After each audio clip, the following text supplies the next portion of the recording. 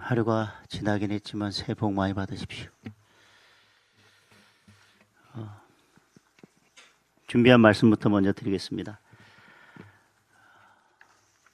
탈당 도주국의 야밤의 제명쇼까지 더불어민주당의 공천헌금 사태가 전입 가경입니다. 제발 살려달라고 통곡하던 강선우는 쫓아내고 차폭 테러 겁박하는 김병기 전 원내대표에게는 입도 뻥끗 못하고 있습니다. 이번 사태는 강선우 의원의 당적 박탈 정도로 해결될 문제가 아닙니다. 강선우 의원이 공관위 회의에 참석해서 김경 시의원을 단수 공천해야 한다고 강력히 요구한 사실이 회의록으로 다 드러났습니다. 돈 받고 공천장을 판매한 것입니다. 김병기 전 원내대표의 행태는 더 심각합니다. 김병기 전 원내대표의 배우자가 직접 돈을 요구해서 받아갔다고 합니다. 1,000만 원 줬더니 부족하다고 돌려줬다는 참으로 기막힌 증언까지 있습니다. 이 같은 진술을 담아 비리 탄원서를 제출했는데도 당시 당 대표였던 이재명 대통령은 이를 묵살했습니다. 이재명 대통령도 명백한 수사 대상입니다. 그런데 이렇게 증거와 증언이 차고 넘치는데도 경찰은 눈치만 살피면서 수사 자체를 유기하고 있습니다. 경찰은 지난해 이미 김병기 전 원내대표의 금품 수수에 대한 수사 요청을 받았고 구체적인 탄원서와 진술서, 참고인 명단까지 확보했지만 수사에 착수조차 하지 않았습니다. 지금이라도 즉각적으로 강제 수사에 돌입해서 압수수색을 실시하고 구속영장을 청구해야 합니다. 강선우, 김병기 두 사람 모두 즉각 의원직에서 물러나야 합니다. 경찰이 계속 미적거리고 제대로 수사를 못한다면 결국 특검으로 진상을 규명할 수밖에 없습니다. 선거는 민주주의의 꽃이고 공천은 선거의 정당성을 담보하는 핵심입니다. 돈 주고 공천을 사는 검은 뒷거래야말로 민주주의 시스템을 망가뜨리는 최악의 범죄입니다. 국민의힘은 이번 지방선거는 물론 앞으로 모든 선거에서 공천 헌금을 비롯한 구태의 뿌리를 뽑을 것입니다. 당장 6월 지방선거부터 공천 헌금 비리 신고 세타를 설치해서 아예 이런 일이 없도록 싹을 자르겠습니다. 아울러 공정한 경선을 저해하는 어떤 행위도 용납하지 않을 것입니다. 이해운 장관 후보자의 문제도 심각합니다. 정치적 배신의 문제를 떠나서 이해운 전 의원은 장관으로서의 자질을 갖추지 못한 후보자입니다. 국민 여러분께서 통화 녹취록을 다 들어보시지 않았습니까? 직원에게 내가 너를 죽이고 싶다는 막말을 퍼붓는 사람에게 어떻게 한 나라의 살림, 국정, 예산을 맡길 수 있겠습니까? 고성과 폭언, 사적 심부름까지 제보들이 쏟아지고 있습니다. 그 의원에게 공천을 주겠다면서 탄핵 반대 집회 삭발을 강요했다는 증언까지 나왔습니다. 이해운 지명자가 스스로 물러나도록 해서는 안 될 것입니다. 이재명 대통령이 즉각 지명을 철회하고 인사 참사에 대해 국민 앞에 사과해야 할 것입니다. 이상 제가 드릴 말씀은 다 드렸습니다. 질문 있으면 질문에 답하겠습니다.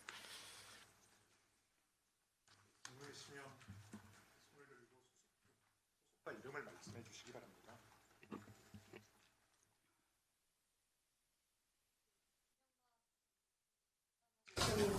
관련해서 소배랑 전 대통령께서 신문가 되면 안 된다, 활보한다 이런 말씀 주셨는데 어떻게 해석하십니까?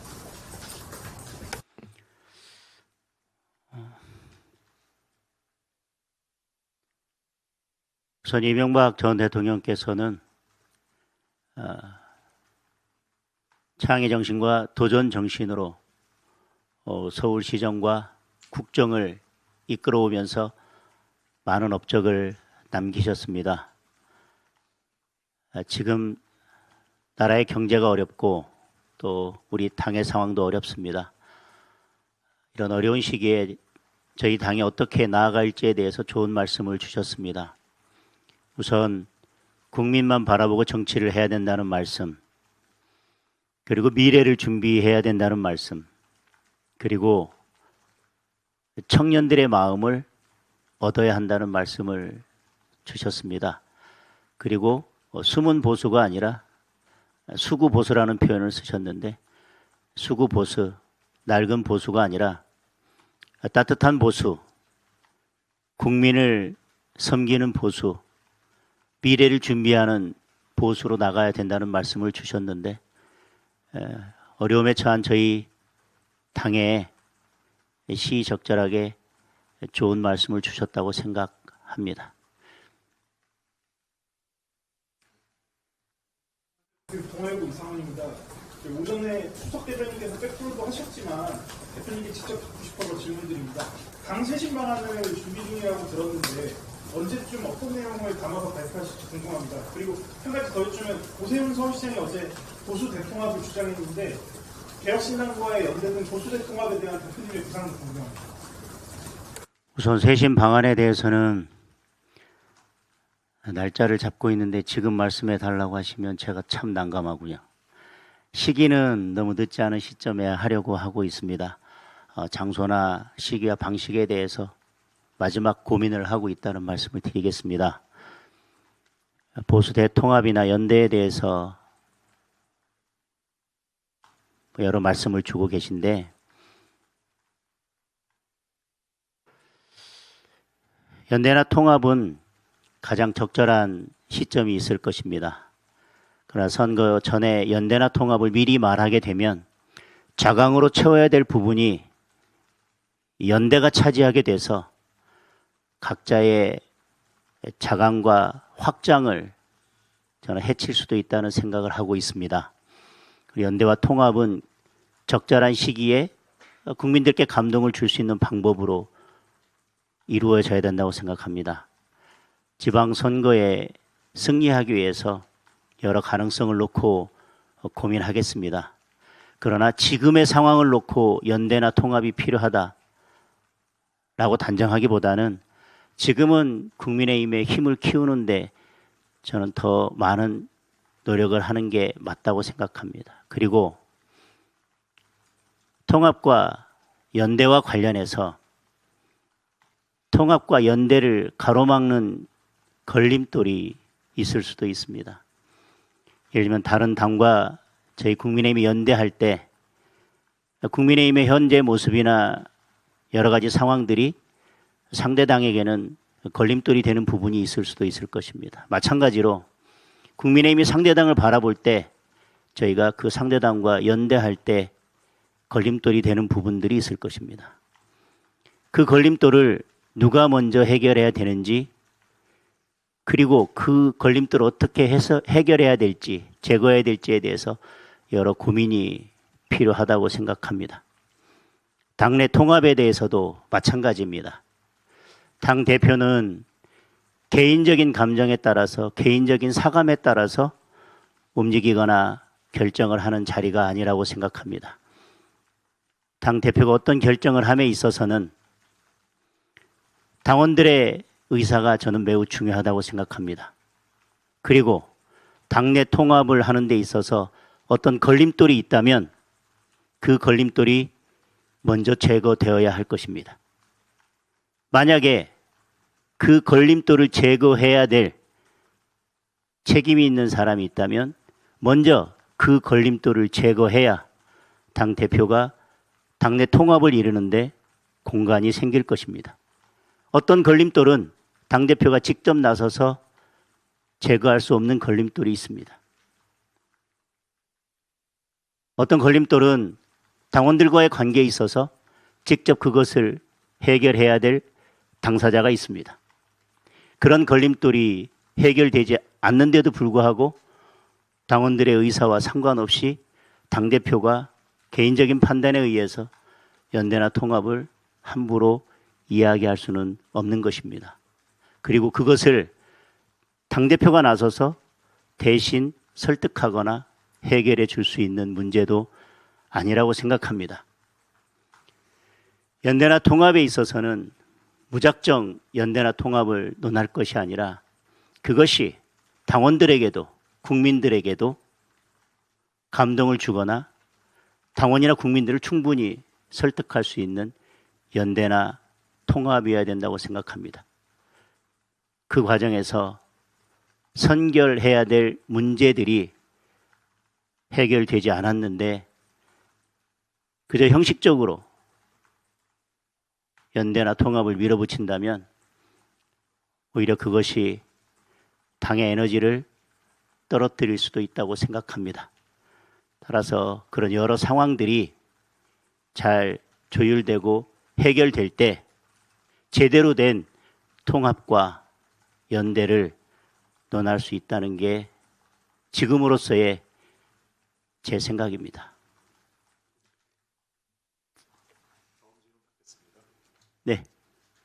어제 오 시장님께서 이제 보수 통합 말씀하시면서 자꾸 대형으로부터 만든 저렴 공개를 요구하셨는데 어떻게 응답하실 생각이 드는지 궁금하고 또 하나 더 여쭤보고 싶은 게 많은 언론사들의 신명한 여조 결과 이제 국민의힘 지선에서 좀 어려울 수 있다는 취지의 그런 분석이 좀 많이 나오는데 좀 이에 대해서 어떻게 하실까 싶습니다.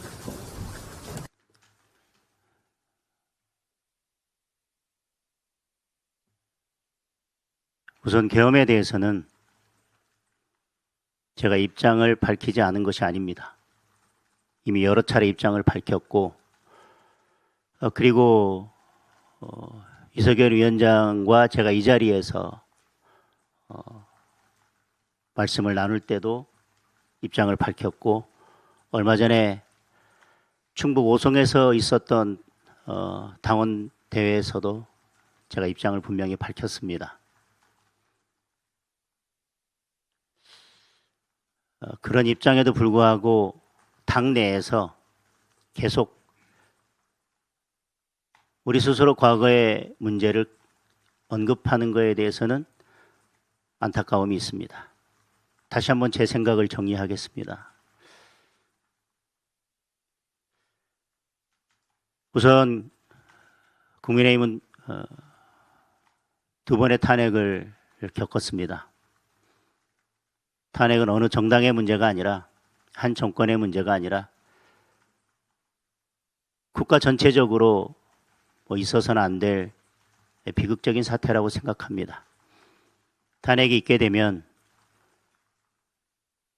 결국 국론이 분열될 수밖에 없고 사회적으로 혼란을 겪을 수밖에 없고 그로 인해서 많은 국민이 상처를 받을 수밖에 없습니다. 그런 측면에서 저희 보수정당이 국민들께서 맡겨주신 두 번의 정권을 제대로 이끌지 못하고 두 번 연속 탄핵으로 정권을 잘 마무리하지 못한 것에 대해서 그리고 그 과정에서 사회적 혼란과 국론 분열을 야기하고 국민들이 상처받은 부분에 대해서 당연히 책임을 느끼지 않을 수 없습니다. 정당은 정권을 가져와서 그 정당이 나아가고자 하는 방향으로 국민의 삶을 살피고 나라를 바꾸는 게 최종적인 목표입니다. 그 최종적인 목표를 이루기 위해서 정당에서 대선 후보를 내고 정권을 가져오는 것이 1차적인 목표일 것입니다. 따라서 정당에서 어떤 후보를 내고 대선에서 승리하고 집권을 하게 된다면 그 대통령과 정당은 운명 공동체가 되는 것입니다. 때로는 협력하면서 때로는 견제하면서 국정을 잘 운영해야 될 동반자의 관계에 있습니다. 그런데 어떤 이유로든 그것이 잘 되지 못한다면 대통령뿐만 아니라 여당도 함께 책임을 지는 것이 당연하다고 생각합니다. 계엄에 대한 입장은 제가 이미 말씀드린 것처럼 저는 2024년 12월 3일 당시 본회의장에서 계엄 해제 표결에 참여했고 찬성 표결을 했습니다. 그로써 계엄에 대한 저의 정치적인 의사표명은 명확하게 이루어졌다고 생각합니다.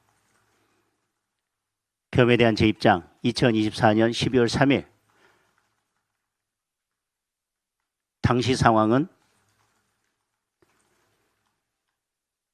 계엄을 할 상황이 아니었기 때문에 저는 계엄 해제 표결에서 찬성 표결을 한 것입니다. 그리고 여러 차례 말씀드렸지만 헌법재판소의 결정에 대해 존중한다는 말씀을 드렸습니다. 계엄에 대해 어떤 국민은 계엄에 이르게 된 과정에 집중하는 분들도 있습니다. 어떤 분들은 계엄 이후에 계엄의 결과로서 새롭게 알게 된 사실에 집중하는 분들도 계십니다. 그리고 어떤 분들은 계엄으로 인해서 많은 상처를 받았습니다. 그리고 어떤 분들은 계엄의 절차에 대해서, 또 어떤 분들은 계엄의 수단에 대해서 다른 생각을 가지고 계십니다. 저는 그 또한 국민들의 목소리라고 생각하고 정치는 그 모든 목소리를 잘 담아내고 설득해서 국민의 마음을 한 곳으로 모아가야 될 책임이 있다고 생각합니다. 그 어떤 목소리에도 귀 기울 필요가 있다는 생각입니다. 그러나 어떤 국민께서는 계엄에 이르게 된 과정에, 또 어떤 분들은 계엄의 결과로 나타난 현상에 집중한다 하더라도 헌법재판소에서 지난 계엄이 절차적으로 정당성을 갖추지 못했고 여러 상황에도 불구하고 그 문제를 해결하는 방식은 최후의 수단인 계엄을 사용할 수단이 아니었다는 것. 그래서 계엄은 절차적으로 흠결이 있고, 그리고 수단과 방법의 적정성과 균형성이 맞지 않다는 헌재 결정에 대해서는 존중한다는 입장을 분명히 말씀드렸습니다. 그리고 계엄에 이르게 된 경위나 계엄의 결과로 나타난 새로운 사실들 때문에 그 헌재의 결정이 달라질 수도 없다고 생각하고, 그리고 헌법재판소는 계엄에 이르게 된 경위와 그 이후의 결과에 대해서까지 아울러 종합적으로 고려해서 그런 판단을 내놓았다고 생각합니다. 그래서 헌법재판을 하는 과정에서 절차상의 여러 문제에도 불구하고 헌법재판소의 결정에 대해서는 다시 다툴 수 있는 방법이 없고, 그리고 그 결정의 내용 자체에 대해서는 존중하는 것이 법치주의의 근간을 유지하는 것이기 때문에 저는 이미 존중한다는 말씀을 드렸습니다. 그리고 그 내용에 대해서는 충분히 존중한다는 말씀도 드렸습니다. 따라서 계엄에 대한 제 입장은 이미 말씀드린 것이나 마찬가지입니다. 그리고 헌법재판소의 결정에 대해서 계엄과 관련해서는 제가 어떤 다른 의견을 달고 싶지 않습니다. 그리고 그로 인해서 많은 혼란이 있었고 국민들께서 상처받고 있고 상처받고 있고, 또 어떤 분들은 지금 재판을 받고 있는 분들도 계시고, 공무원들은 감찰 대상이 됐다는 점 등등에 대해서 당시 국민의힘은 여당이었고 지금은 야당이지만 국민의힘의 당대표로서 그에 대해서 무거운 책임감을 느끼고 있다는 말씀도 이미 여러 차례 드렸습니다. 따라서 계엄에 대한 제 입장에 대해서 반복해서 묻는 것은 저는 바람직하지 않다고 생각합니다. 이재명 대통령께서 지금 통합을 말씀하고 계십니다. 대통합을 말씀하고 계십니다. 통합을 이야기하면서 계속해서 계엄을 정치적으로 이용하려고 하는 것은 통합에 반할 것입니다. 저는 계엄에 대해서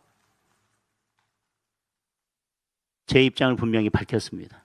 그러나 계엄에 대해서는 아직도 사법부의 판단이 남아있는 부분이 있습니다. 사법부의 판단에 어떤 영향을 미치려고 하는 것은 바람직하지 않다고 생각합니다. 그리고 사법부의 판단을 어떻게든 움직이려고 하는 시도는 또 다른 사회적 분열과 갈등만 야기할 뿐이라고 생각합니다. 이제 정치권은 계엄에 대해 법적 판단은 사법부에 남겨두고 그 사법부의 판단과 결정에 어떠한 영향을 미치려는 시도를 멈추고 이제는 정치적인 부분에 있어서는 계엄을 과거 일로 묻어두고 통합과 미래로 나아가면서 국민의 삶을 살펴야 할 때라고 생각합니다. 제가 지금 말씀드린 것은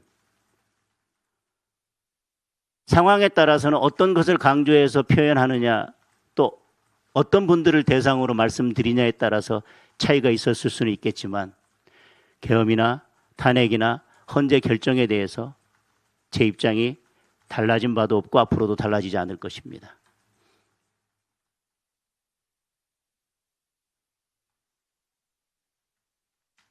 그럼에도 불구하고 계엄에 대해서 저에게 계속적인 입장을 요구하는 것은 다른 정치적인 의도가 있다고 밖에 볼 수 없을 것입니다.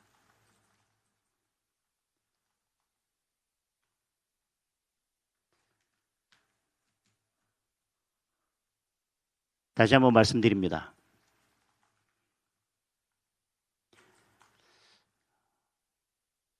여러 차례 저는 계엄에 대한 입장을 밝혔고 그 입장을 바꾸려 하거나 바꿀 생각이 없습니다. 그리고 계엄으로 인해 발생된 여러 결과에 대해서 국민의회 당대표로서 무거운 책임감을 느낀다는 말씀도 여러 차례 드렸습니다. 그리고 탄핵, 두 번의 탄핵에 대해서도 결과적으로 그것이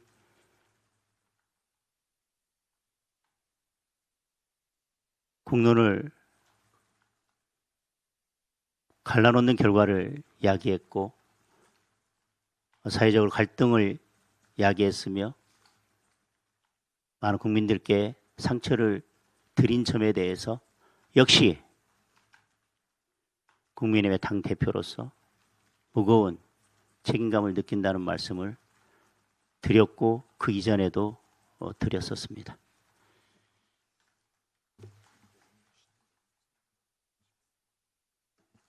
그 다음에 여론조사에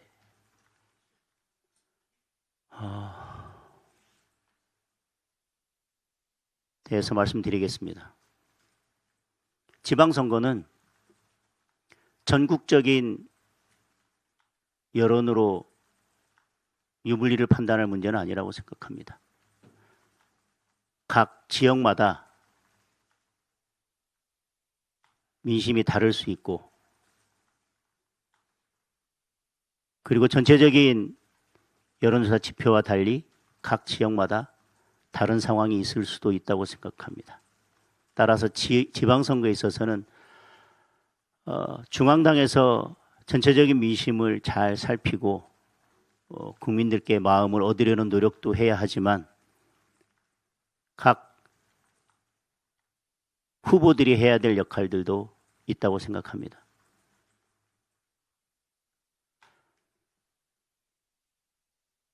당 지지율과 후보의 경쟁력 사이에는 차이가 있을 수밖에 없습니다. 당은 당으로서 당의 지지율을 높이기 위해서 최선을 다해야 하지만 후보는 후보들대로 경쟁력을 높이기 위해서 최선을 다해야 할 부분이 있다고 생각합니다. 그리고 오늘 한 의원님께서 국민들의 상상을 뛰어넘는 파격적인 쇄신안이 필요하다고 말씀하셨습니다. 공감합니다. 우리에게는 지금 국민들의 상상을 뛰어넘는 파격적인 쇄신이 필요합니다. 그리고 당의 쇄신 중에서 가장 중요한 쇄신은 인적 쇄신입니다. 제가 어제 신년 인사회 이후에 두 분의 상임 고문님을 뵙고 또 오늘 이명박 전 대통령님도 뵙습니다. 공통된 의견 중에 하나는 이번 지방선거에서 승리하기 위해서는 과감한 인적 쇄신과 파격적인 공천으로 반드시 승리를 이끌어내야 된다는 말씀들을 공통적으로 주셨습니다. 저는 당의 인적 쇄신도 필요하고 당의 조직의 쇄신도 필요하고 정책과 다른 부분에 있어서의 당의 쇄신도 분명 필요하다고 생각합니다. 그 부분에 있어서도 국민들의 상상력을 뛰어넘는 파격적인 쇄신안이 나올 수 있다면 저는 최선이라고 생각합니다.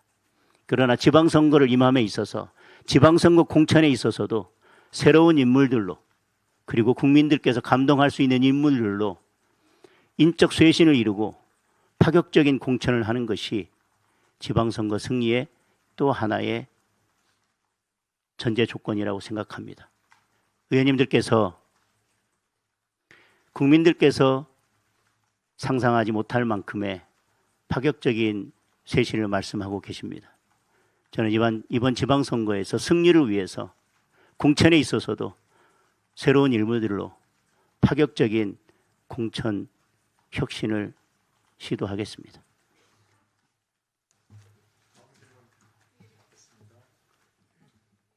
홍정님입니다. 지금 대표님께서 당 지지율과 후보의 경쟁력 사이에는 차이가 있을 수밖에 없어라고 하셨는데요. 광역자치단체장의 경우는 이게 해당될 수 있지만 기초의원 선거 같은 경우는 당만 보고 찍는 경우가 대다수이거든요.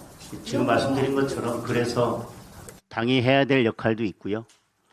또 당의 지지율과 함께 가지 않는 영역에 있어서는 각 후보가 해야 될 역할이 있다는 말씀도 드린 것입니다. 모든 기초의원까지 동일하게 같은 기준에서 말씀드릴 수 없음은 지극히 당연한 거라고 생각합니다. 네, 한 분만 더 받도록 하겠습니다. 네, MBC 김수영 기자님.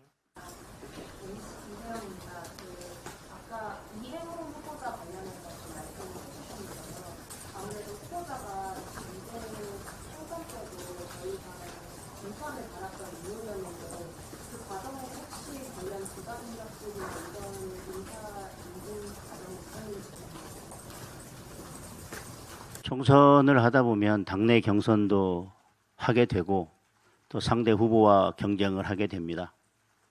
그러나 제 기억에 있어서는 당내 경선 과정에서 지금 문제되고 있는 것들에 대해서 따로 제보가 되거나 문제된 사실에 대해서는 제가 기억하는 바가 없습니다. 그리고 제가 알고 있는 바도 없습니다.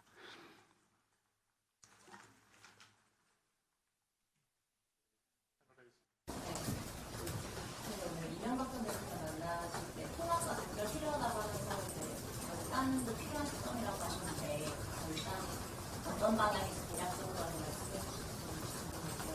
앞서 설명해 주신 부분을 들으면 이제 걸림돌 제거를 못하면 통합이 어렵다라는 생각을 갖고 이명박 전 대통령께서 지금 당의 어려운 상황이기 때문에 통합과 단결 그리고 또 때로는 결단이 필요한 부분에 있어서는 결단이 필요하다는 말씀을 주셨습니다. 포괄적으로 주신 말씀이시기 때문에 결단이 어떤 것을 의미하는지는 저도 다 헤아리기는 어렵지만 당의 화합도 필요하고 단결도 필요하고 연대도 필요하지만 그러나 제가 아까 말씀드린 것처럼 형식적인 연대나 형식적인 단결 통합이 아니라 제대로 된 그래서 시너지를 낼 수 있는 통합과 단결이 필요하고 그렇지 않다면 때에 따라서는 과감한 결단도 필요한 것이 아니냐라는 취지로 저는 그렇게 해석을 하고 있습니다. 그런 의미에서 계속 말씀드립니다마는 통합이나 연대를 하는 목적은 당의 에너지를 더 크게 만들어서 선거에 승리하고자 하는 것입니다. 그러나 어떤 걸림돌이 제거되지 않은 상태에서 형식적인 통합과 연대를 이루었다가 오히려 당의 에너지가 떨어지는 경우라면 그 통합과 연대는 긍정적으로 평가받을 수 없을 것입니다. 긍정적으로 평가받으려면 결국 마이너스 에너지를 제거하고 시너지를 낼 수 있도록 문제되는 걸림돌을 제거하는 것이 선행되어야 맞지 않나. 그래야 진정한 당에 도움이 되는 연대와 통합이 될 수 있다고 생각을 합니다.